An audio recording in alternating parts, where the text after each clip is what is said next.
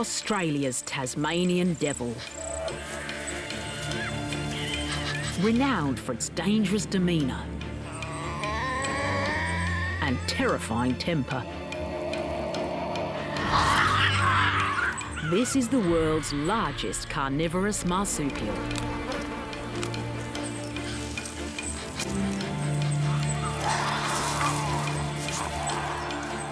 They're fearless fighters.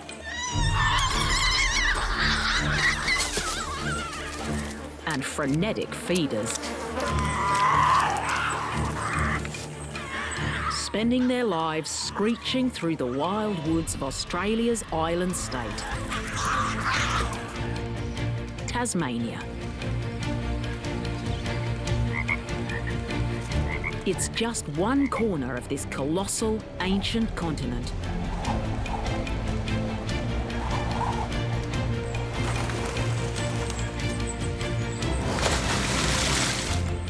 Home to some of the planet's most unusual and fascinating animals. This is the secret life of the Tasmanian devil.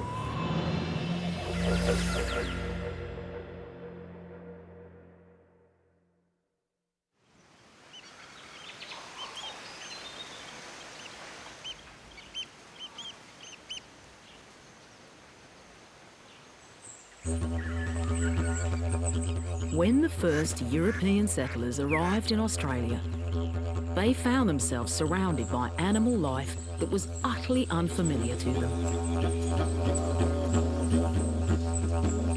They came up with their own names for these alien creatures. The koala was dubbed the monkey bear.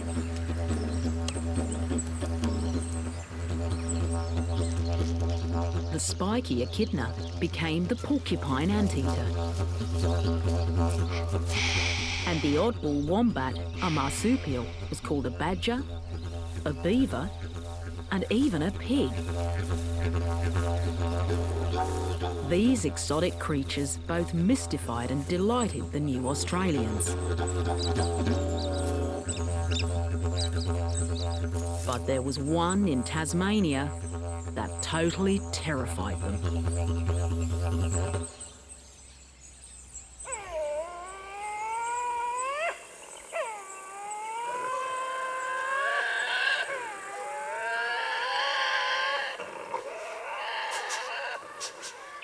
The settlers found the spine-chilling shrieks and unearthly wails that echoed round the bush at night so disturbing, they thought the animal that made them must be a kind of demon.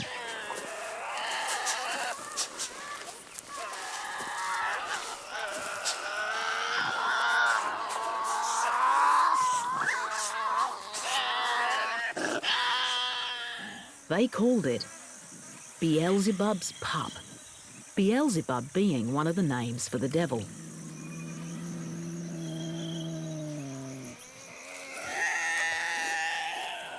They're the size of a small dog, but so fearsome was the reputation of these animals, the early European settlers believed that if they fell from their horses in its territory, Beelzebub's pups would rip them limb from limb.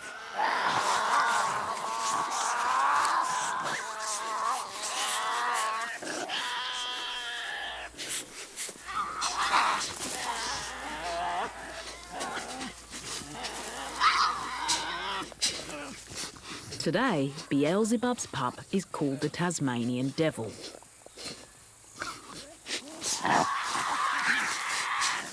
And although it's never actually dismembered a human, it's still famous for its extraordinary screeches, yowls, and ear-splitting cacophonies.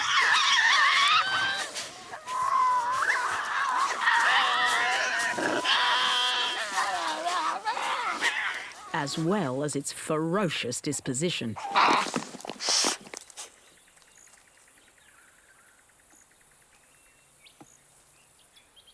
Devil fossils date back 70,000 years, suggesting the species is a relative newcomer.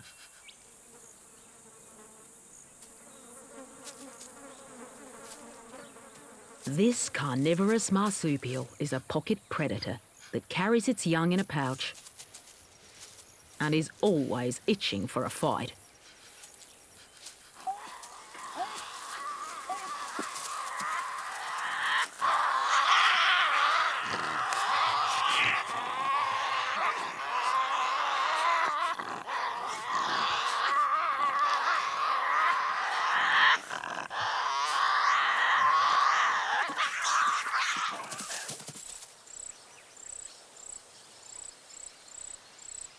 In the wild, they live solely on the island of Tasmania, off the southeast coast of the Australian mainland, full of their preferred habitat, open forests and woodlands.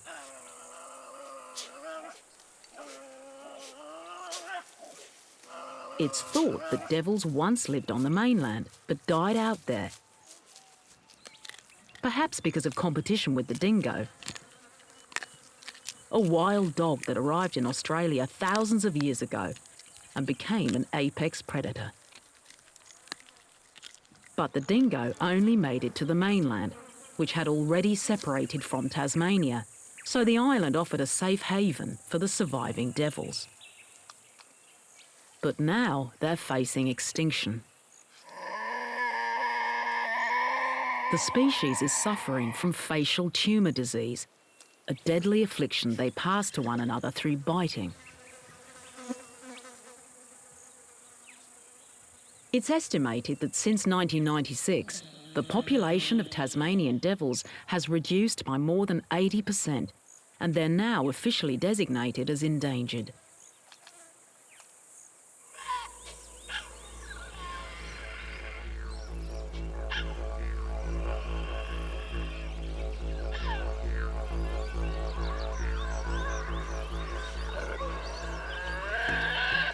It's nearing nightfall, and young male Carlos is emerging from his den. As devil numbers are in such sharp decline, he's part of a monitored population that is regularly health checked by conservationists.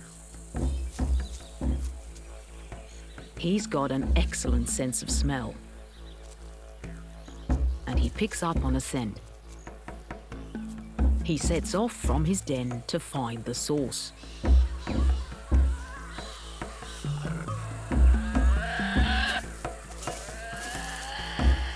At 2 years old, he's now an adult.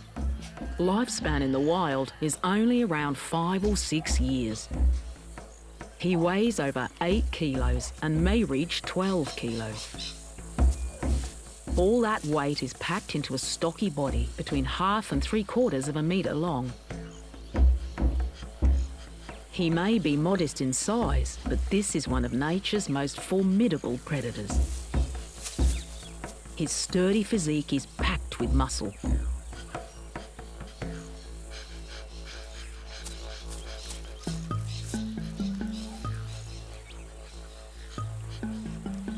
His legs are short and strong, while his large head and neck support one of the most proportionately powerful bites in the animal kingdom. The equivalent of a dog 4 times his size, or for his body mass, more powerful than the bite of a tiger. The short, broad skull shape means the muscles in the jaw have increased leverage. Easily capable of crushing the skulls of live prey and slicing clean through bones, fur and sinew.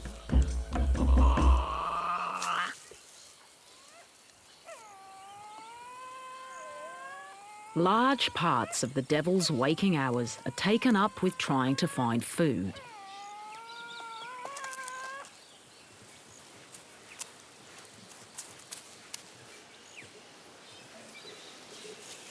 Mainly nocturnal, but happy to move around in the day, the devil's robust frame means it's able to travel long distances at a stretch, up to 16 kilometres at a time, looking for live animals to hunt or carrion to scavenge.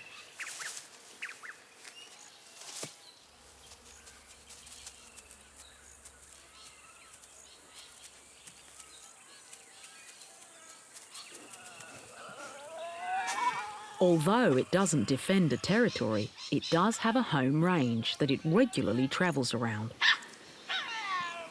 The size and shape of these ranges depends on how much food is in the area. Carlos is on his evening foraging expedition.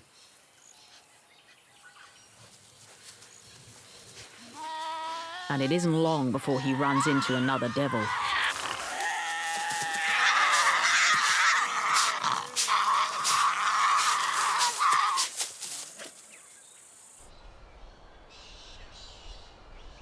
Devils spend a lot of time alone, but their home ranges often overlap, and when they do meet, there's almost always a fight.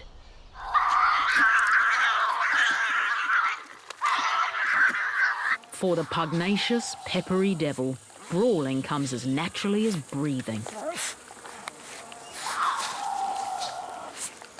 Females are just as feisty as the males and equally likely to engage in a rage-fueled fracas. For the males, it's all about dominance. Gaining ascendancy over their rivals will pay off once breeding season arrives in March, as females often favour dominant males. But these power plays to decide top devil take place all year, and they can be about almost anything.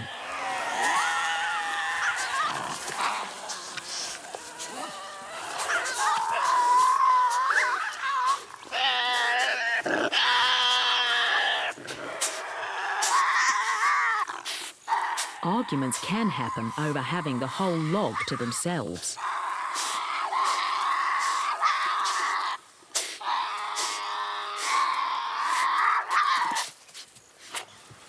Or a blow-up could be over a tiny scrap of food.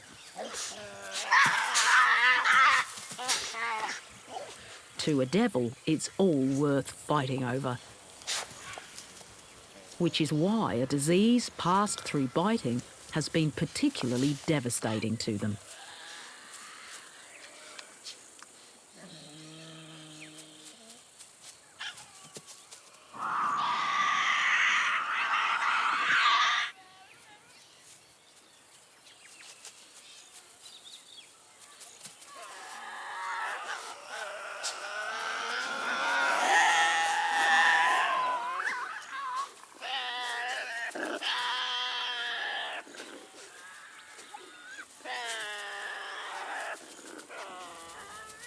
At the moment, Carlos is the local top dog, the most dominant male. He has to be even more aggressive than everyone else to keep his title.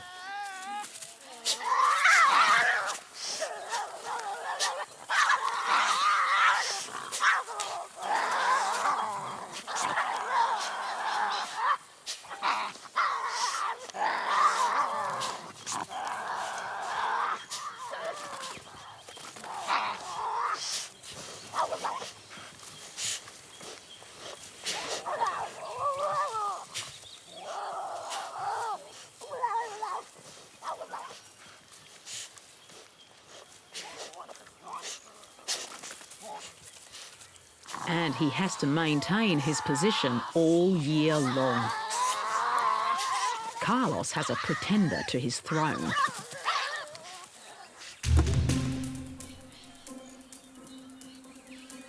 Two-year-old Mungo.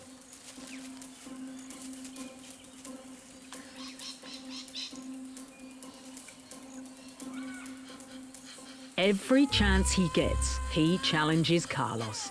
He's looking to eventually usurp Carlos and take over his position as dominant male, giving him better chances at mating time.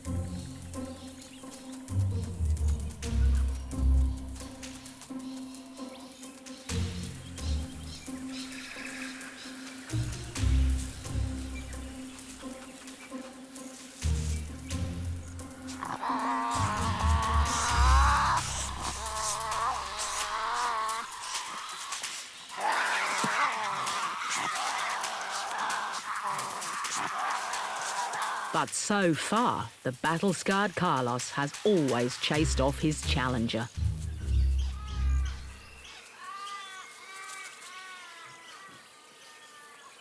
He takes a lot of damage, but his backside is armoured with very thick skin. As well as giving a competitive edge at mating time, being the dominant male also gives an advantage on a day-to-day basis, at dinner time. He gets the first chance to feed.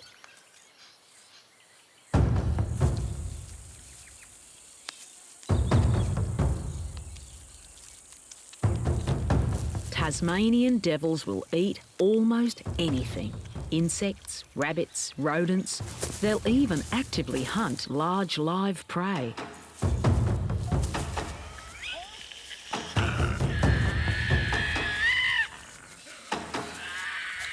Active hunting usually takes place at night, when the devil's eyesight comes into its own.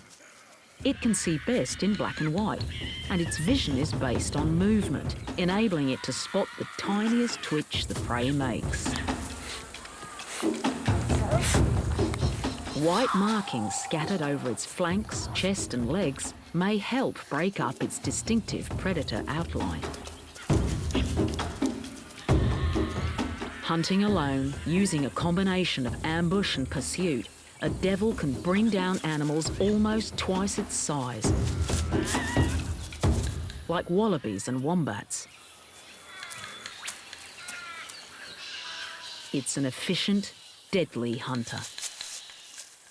But its real forte is scavenging.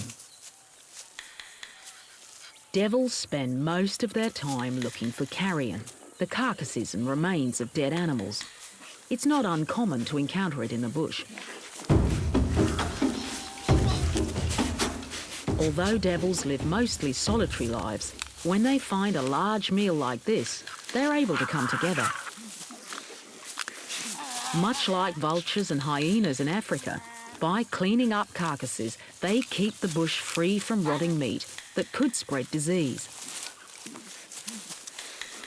And they're a friend to the farmer, who would otherwise have to bury the bodies of dead livestock.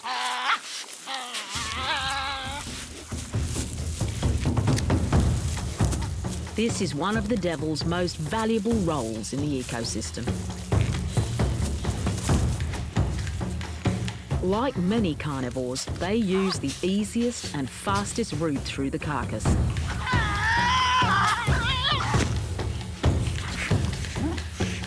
By ripping their way through the tail area and the stomach cavity first, they can access the rump muscles and intestines as quickly as possible, leaving the harder to eat parts, like the head, for the latecomers.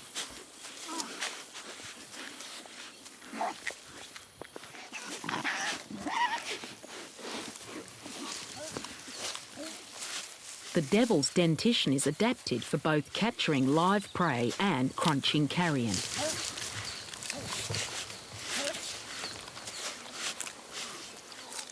Like dogs, they have a whopping 42 teeth, compared to a cat's 30. Long, sharp canines hold and pierce prey, and molars shear through fur, sinew and skeleton. They can eat all but the very biggest bones in a carcass. Tasmanian devils have even been known to chew through heavy steel wire.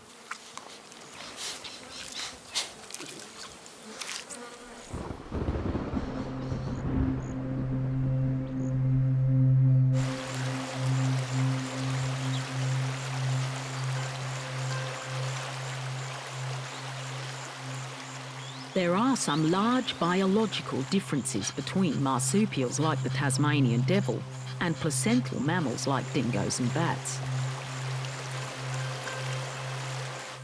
Marsupials have very short pregnancies and give birth to tiny unformed young, which then develop within a pouch. Most other mammals develop inside the mother, within a placental sac. Marsupials also have a metabolic rate around 30% lower than placental mammals. This means they can live using much less energy, a distinct advantage for when times get tough. But in times of plenty, The high-octane lifestyle of the devil means it typically uses more energy than its vegetarian cousins. So it aims to consume about 15% of its body weight every day. For these committed carnivores, the search for food is relentless. The local males notice something nearby. Their sense of smell is so acute that they can detect food from around a kilometre away. They stand on their hind legs to give them the extra height they need to pick up on a scent carried on the wind. When on the hunt for large prey like wallabies or wombats, the devil uses a mixture of stalking and short sprints. It relies on stamina rather than outright speed, but can still manage around 25 to 35 kilometres per hour for a few hundred metres. But if they're lucky, it'll be an easy meal, an animal carcass.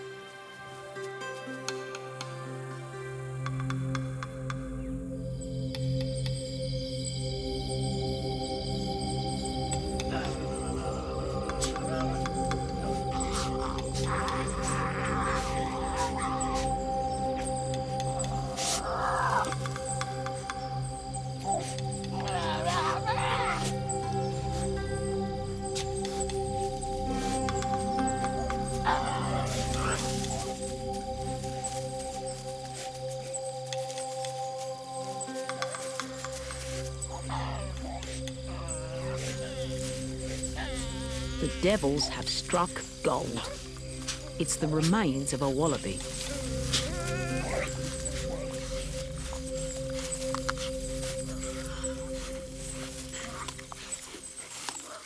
At first glance, it looks as though the devils are displaying their usual sky-high aggression levels over the carcass.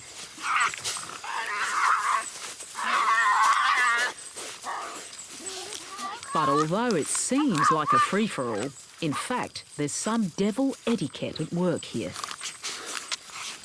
The attitude is still present, but the bloodshed is absent.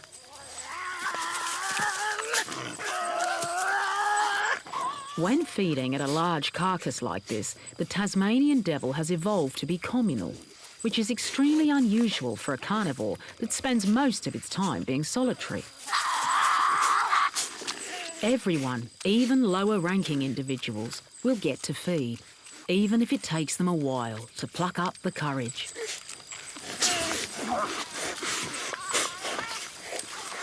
Communal feeding means all the local devils get a good meal at least once in a while, and that's evolutionarily advantageous for the whole species. But it means they have to make the switch from all-out war to having some table manners. At a big feed, they avoid direct conflict by using ritualised posturings. Although they snap and scream at each other constantly, their teeth rarely actually connect. Their profuse whiskers extend to just beyond the width of their shoulders, so they can use them as sensors to judge the distance between them and another devil. They may jaw wrestle, where they stand up and place their paws on each other's shoulders or chests, and shake their heads constantly while vocalising.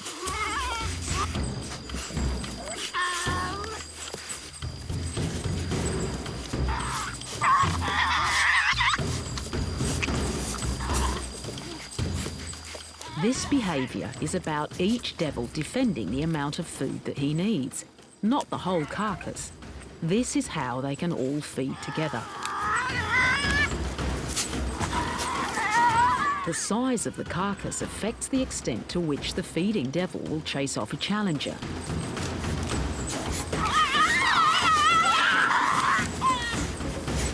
And as this carcass gets smaller, dominant male Carlos decides his neighbour needs to back off.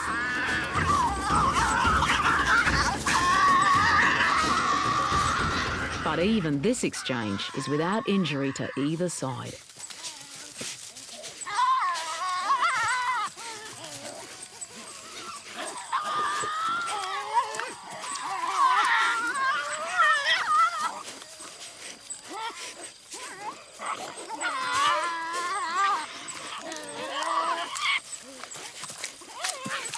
Whilst battle may be temporarily suspended, the noise level is still high. And this has its own important function. It alerts other devils in the area to the carcass, so they can come and join in the communal feed, saving them the energy of looking for other food. Tasmanian devils have many excellent adaptations to Australia's often harsh environment. A vital one is that they can consume a massive 40% of their body weight in a single sitting. They then store this extra fat in their tails, giving them a superb advantage in times of famine, which can occur in the dry forests and coastal woodlands they prefer to live in.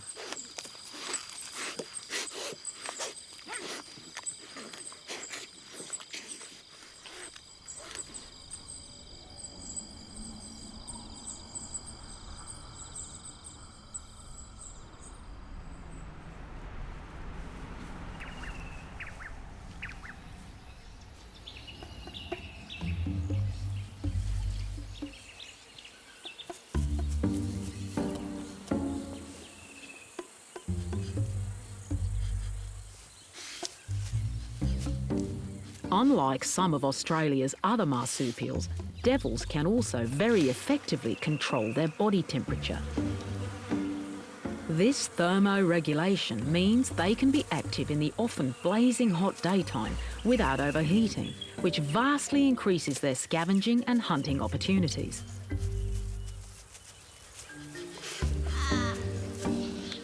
Another adaptation is that they can get most of their water requirements from their food.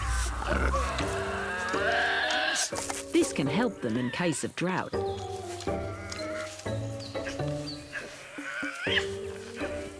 A lower-ranking male picks up a scent.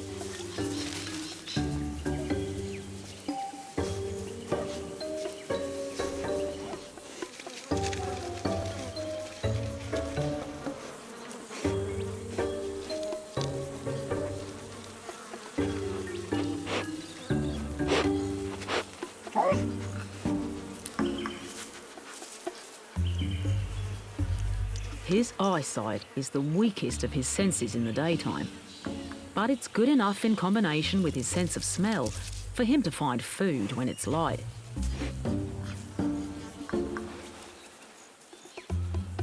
It's a lizard, a prime candidate for lunch, if he can track it down.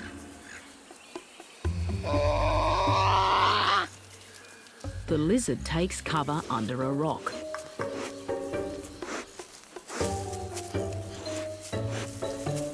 But the devil has another handy adaptation, wide feet with claws ideal for digging.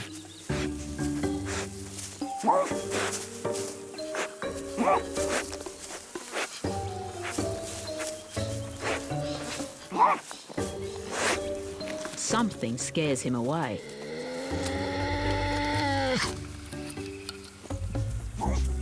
But he soon comes back.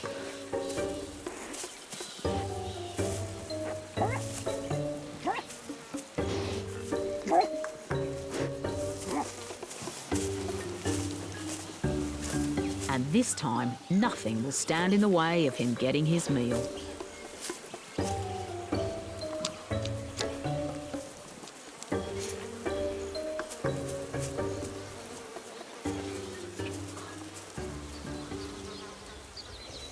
The next animal to wander into devil territory is much more prickly. It's an echidna, an animal only found in Australia and neighbouring New Guinea. And it's utterly bizarre. It's from an early branch of mammals that still lays eggs like a reptile, and the males have a four-headed penis. Like the equally rare platypus, it's categorised as a monotreme, an animal that just has a single opening for excretion and reproduction.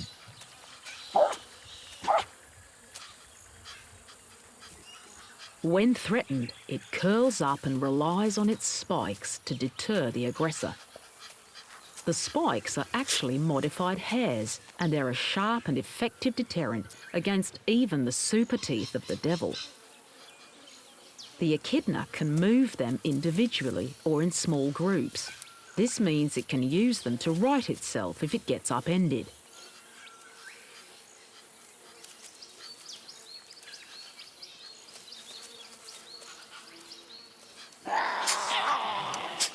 Even though the strange newcomer appears to be impenetrable, its discoverer wants to keep it to himself.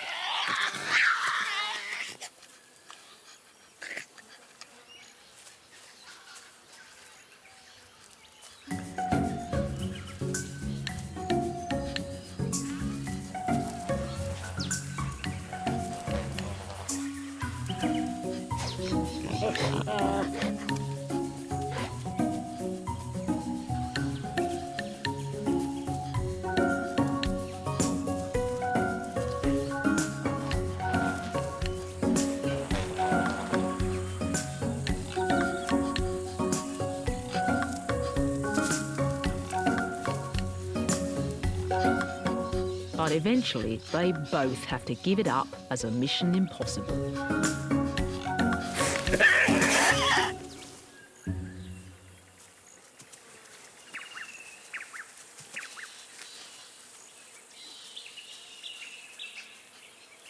Meanwhile, Mungo, trying to climb the ladder of dominance and usurp Carlos, comes across a lower-ranking male who's found a piece of meat.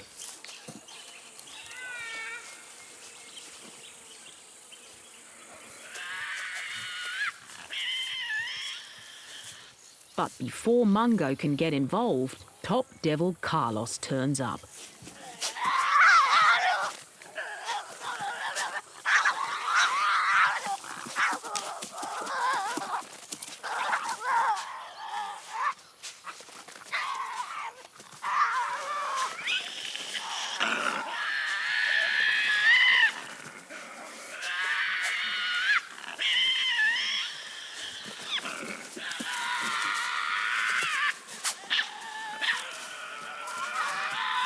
Now a third devil joins in.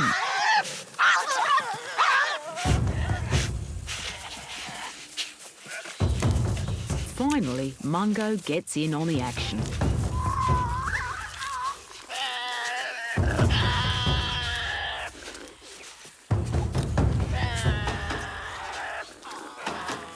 He grabs a big hunk of meat and makes his escape.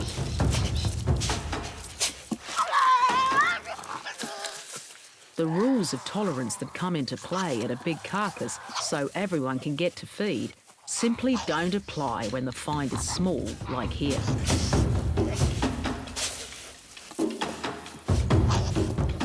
It's every devil for himself.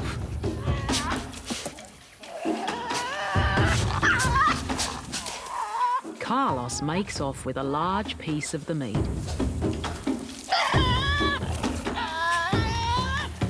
And the other two fight over the scraps.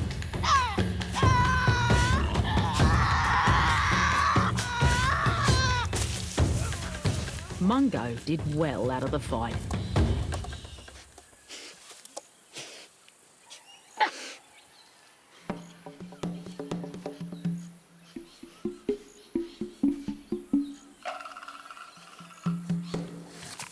Since they're mostly solitary, it's the presence of food that usually leads to many forms of devil communication. Vocalisations are the most obvious.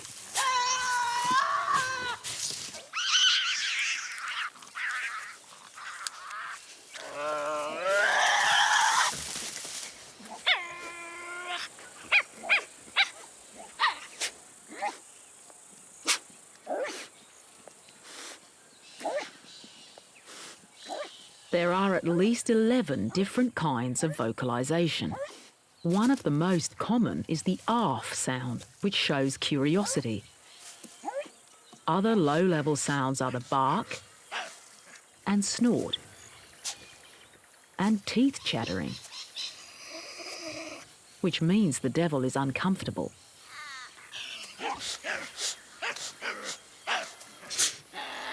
As the situation escalates, growling begins. Then full-scale screeching.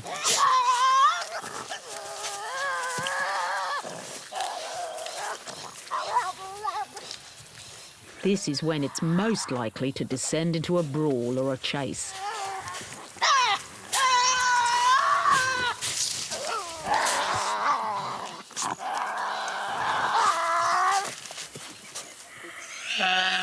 One of its most frequent communications is yawning. Its jaws can open to an astonishing 75 to 80 degrees wide. Humans can only manage around 33 degrees. A wide gape like this is common in carnivorous marsupials. The tiger quoll, a dedicated meat eater, also opens its mouth extremely wide. Even as a baby. Yawning is a displacement activity that says, I've got a fine set of teeth here, but at the moment I'm not interested in a fight. It also helps relieve built-up pressure in their oversized jaws.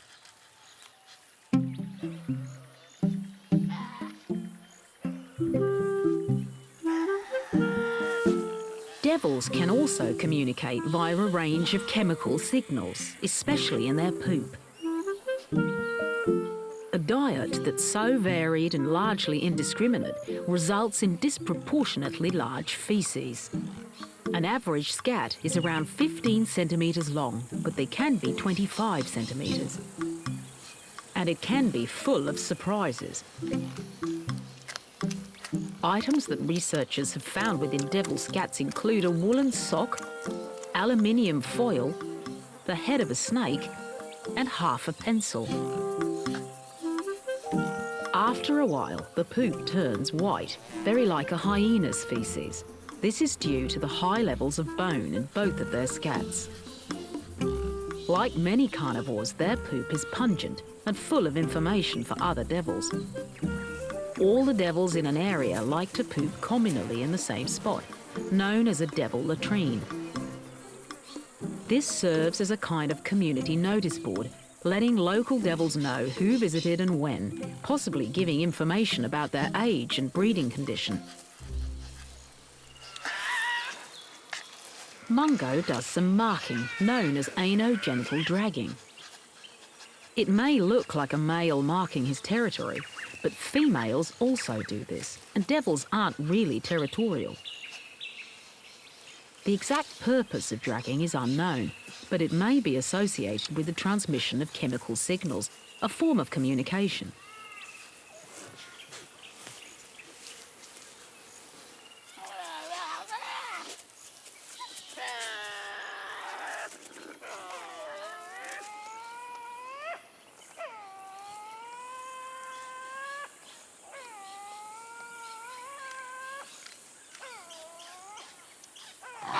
Tail positions, erect fur and head elevations are other non-vocal means of communication.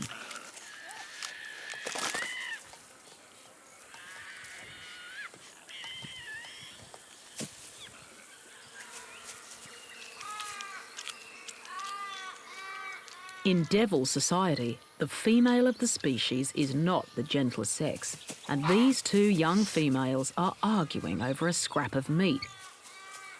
It's not very big, but to a devil, it's still worth fighting over.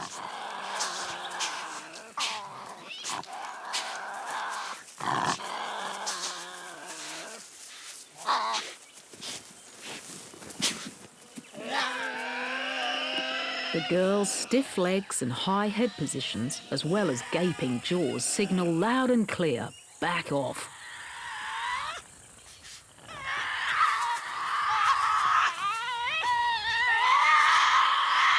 But if all communication fails, for a devil, a fight is the preferred method of sorting an issue out.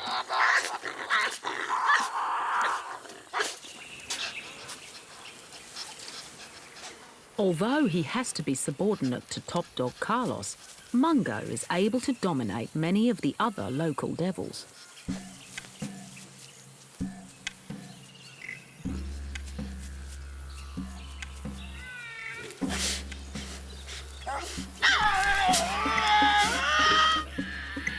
Mungo's at the bottom of the bank, warning the other devil not to come any closer.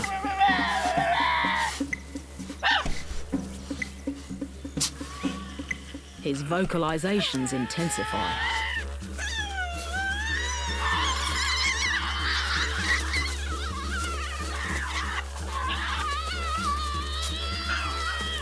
A win for Mungo. He's chased off the interloper.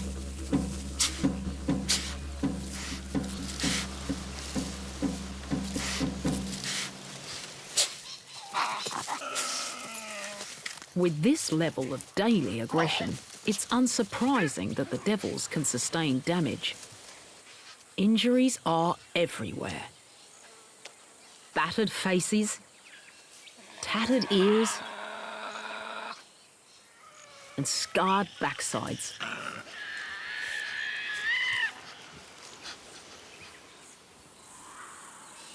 This low-ranking male has lost the whole of his upper lip and part of his nose. He tries to avoid other males and get some rest during the daytime. But Mungo is on the prowl. He's a much higher ranking, more aggressive devil. The disfigured devil has to give way. But Mungo hasn't finished making his point. He follows and pins down the other male, forcing him into a confrontation.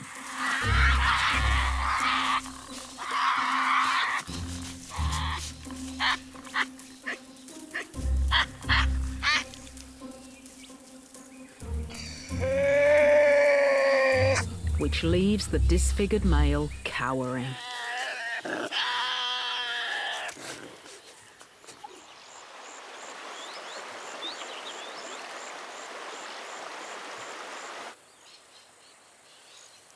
After a hard day or night of inflicting or receiving grievous bodily harm, the devil typically retires to its den. It may regularly use 3 or 4 dens, and once established, it tends to use the same ones for life. In the mating season, it may share its home, but for the rest of the year, it's a cosy den for one. These tend to be within banks, in dense vegetation near water, or even in a small natural cave. Sometimes it will take the time to dig out its own den in a preferred location. Or it may use a discarded wombat burrow. Wombats are fellow marsupials, although unlike the devil, they're vegetarian. They like similar habitat, and being slightly larger than the devil, their burrows are roomy and make for a spacious devil apartment.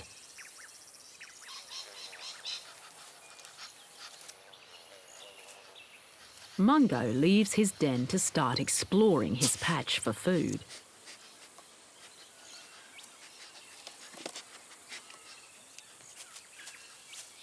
The disfigured male has blundered into the area, right on top of Mungo's den. If the more dominant devil notices him, he'll be attacked. But his outstanding sense of smell alerts him to the danger just in time, before Mungo's able to get into attack position. This time, he gets away safely.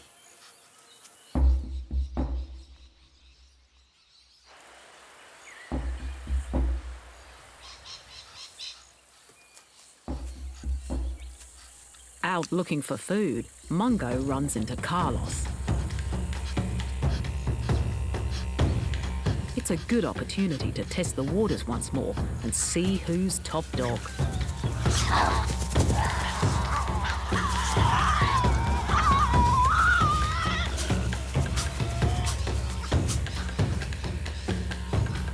Carlos once again emerges triumphant, retaining the rights to first claim of a carcass and preferential treatment from the females come breeding season.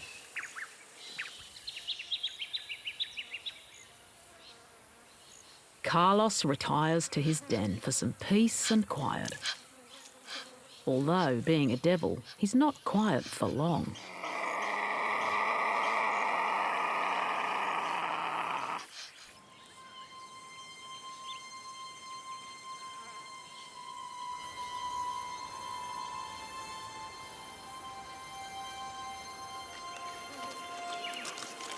Tasmania is a paradise for animal life, but the devils don't get everything their way. The devil's love of carrion is often their downfall. As they try to feed on an easy source of carrion, roadkill, they frequently become it themselves.